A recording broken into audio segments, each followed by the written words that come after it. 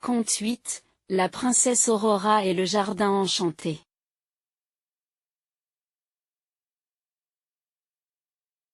Au cœur du royaume de Floralia, un paradis verdoyant où la nature régnait en maîtresse, vivait une jeune princesse du nom d'Aurora.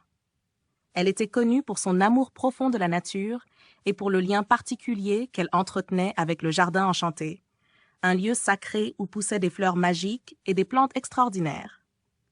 Le jardin était le cœur battant de Floralia, offrant au royaume non seulement sa beauté, mais aussi une source de magie bienfaisante. Un matin, le ciel s'assombrit soudainement et une brume noire envahit le jardin enchanté. Les fleurs flétrirent, les arbres perdirent leur éclat et une tristesse s'empara de tout le royaume. La sorcière Eclipsia, jalouse de la beauté de Floralia, avait jeté un maléfice sur le jardin, privant ainsi le royaume de sa splendeur. Les habitants étaient dévastés, car sans la magie des plantes, la vie dans Floralia perdait de sa vitalité. Princesse Aurora, profondément attristée par la détresse de son peuple, décida qu'elle ne pouvait rester les bras croisés. Sa compassion pour son royaume la poussa à agir. « Je dois sauver le jardin enchanté et restaurer la magie qui fait vivre Floralia », se promit-elle. Avec courage, elle s'équipa pour une grande aventure et appela à ses côtés Pétale, sa fidèle licorne étincelante. Pétale, avec sa crinière chatoyante et son esprit vif, était non seulement son compagnon, mais aussi une source inépuisable de soutien et de sagesse. « Pétale, nous devons trouver un moyen de lever ce maléfice, » dit Aurora en posant une main réconfortante sur son amie. « Le destin de tout Floralia repose sur nos épaules. Je serai toujours à vos côtés, princesse. Ensemble, nous restaurerons la beauté de notre jardin. » Les yeux de Pétale brillaient de détermination. Aurora et Pétale s'aventurèrent au-delà des limites du royaume, là où la forêt enchantée se mêlait à des terres inconnues. Le chemin était semé d'embûches, mais ils ne perdirent jamais espoir.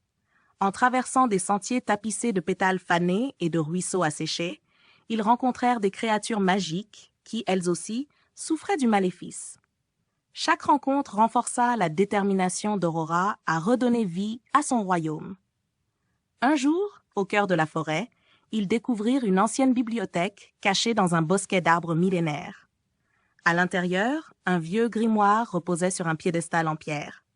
Le livre, couvert de poussière et de symboles oubliés, renfermait des secrets sur la manière de contrer la magie noire d'Eclipsia. « Regarde, Pétale, ces écrits.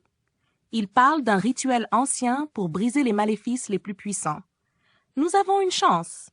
s'exclama Aurora, une lueur d'espoir dans les yeux. Mais à peine avait-il commencé à déchiffrer le texte que la sorcière Eclipsia apparut dans un tourbillon de fumée noire. Son visage était froid, ses yeux perçants. « Ainsi, tu crois pouvoir déjouer ma magie, jeune princesse ?» lança-t-elle d'une voix glaciale. « Tu es bien naïve. Ce jardin ne retrouvera jamais sa splendeur. »« Je ne permettrai pas que votre obscurité étouffe la lumière de Floralia, » répliqua Aurora, la voix tremblante mais résolue. « Je me battrai pour mon peuple et pour la beauté de notre terre. » Une bataille magique éclata alors entre Aurora et Eclipsia. Des éclairs de lumière blanche et noire fendaient l'air, tandis que les sorts se croisaient. Aurora, épuisée mais alimentée par l'amour qu'elle portait à son royaume, puisait dans la force de la nature elle-même. Elle sentit l'énergie des arbres, des fleurs et même de la terre sous ses pieds l'encourager. Au plus fort du combat, Pétale, voyant Aurora vaciller sous la puissance d'Eclipsia, chargea la sorcière dans une explosion d'étincelles. Cette distraction permit à Aurora de réciter les derniers mots du rituel. Une onde de lumière éclatante jaillit de ses mains, enveloppant Eclipsia. La sorcière, touchée par la pureté de la magie d'Aurora, recula, surprise. Une étrange expression passa sur son visage.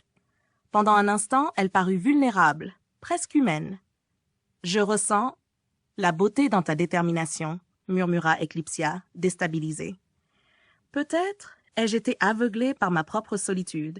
Peut-être que la magie n'est pas destinée qu'à la destruction. » Aurora, toujours sur ses gardes, tendit la main vers Eclipsia. « Il n'est jamais trop tard pour changer. Utilisez votre magie pour créer, non pour détruire. Ensemble, nous pouvons redonner vie à ce monde. » Les yeux d'Eclipsia s'adoucirent. Dans un dernier souffle, elle leva le maléfice. Le jardin enchanté retrouva aussitôt son éclat. Les fleurs, autrefois flétries, se redressèrent, leurs pétales scintillant sous le soleil revenu. Les arbres se couvrirent de feuillages verdoyants et des rivières cristallines jaillirent de nouveau dans le royaume. La magie de Floralia était restaurée. « Vous avez réussi, princesse Aurora !» s'exclama Pétale, les larmes aux yeux. « Vous avez ramené la splendeur de notre royaume. » Les habitants de Floralia, témoins de ce miracle, célébrèrent la bravoure et la compassion de leur princesse. Aurora, entourée de son peuple et de ses amis, souriait, fière d'avoir restauré non seulement le jardin, mais aussi l'harmonie et la paix dans son royaume. À l'horizon, Eclipsia disparut dans la lumière du crépuscule, emportant avec elle une nouvelle compréhension de la magie et de son propre pouvoir de transformation. Ainsi, Floralia retrouva son éclat, et la princesse Aurora devint une légende, celle qui avait triomphé par l'amour et la bonté.